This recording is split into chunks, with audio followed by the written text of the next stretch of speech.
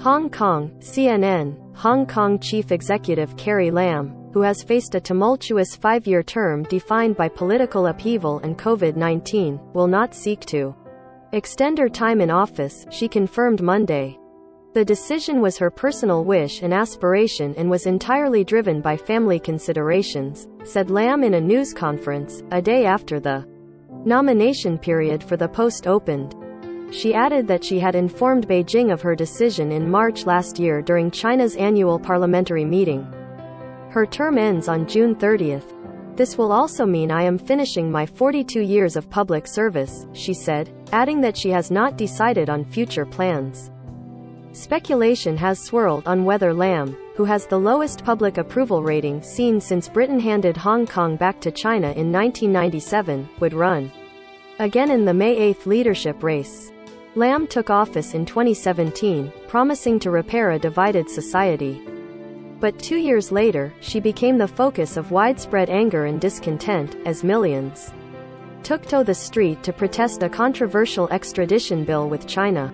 Carrie Lam is a lame duck doomed to always be the leader who plunged Hong Kong into chaos. Those protests soon came to represent larger fears among the public of growing Chinese influence and control over the semi-autonomous city. And though Lam ultimately withdrew the bill months into the protests, by then it was too late to stem public fury, fueled by allegations of excessive force by police and calls for increased democracy. The emergence of COVID-19 in early 2020, followed by the introduction of a national security law later that same year, brought an end to the protest movement. The law, which was promulgated by Beijing, has come to define Lam's tenure, transforming the city's social and political landscape. Under the law, democracy, activists and politicians have been arrested and many of Hong Kong's largest unions, advocacy groups and media outlets have been dismantled. And while Hong Kong was initially shielded from the worst of the pandemic, thanks to strict border controls and restrictions on daily life, new fast-spreading variants have plunged the city, and Lam's administration, into crisis once more.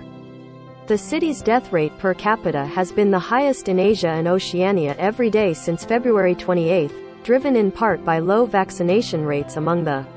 Though the peak appears to have passed, with new cases now declining day by day, the wave has reignited anger toward Lam and the government, who face accusations of poor preparation during a public health crisis 2 years in the making.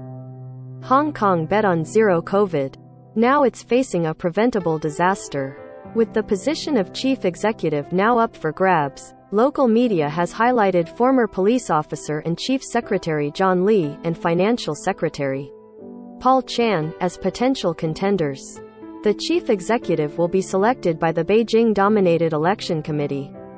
Last year, Beijing introduced sweeping electoral reforms, which gave local authorities greater powers to vet candidates and ensure that only patriots are allowed to stand as candidates. In June, a new loyalty oath was introduced for all Hong Kong elected officials, from local councillors to legislators, which impedes access to civil posts for pro-democracy candidates.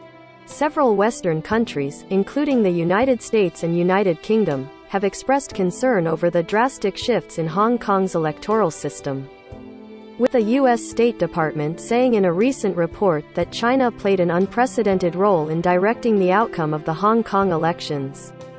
Hong Kong's government has hit back at both countries, insisting on Friday that the rights and freedoms of citizens are well protected.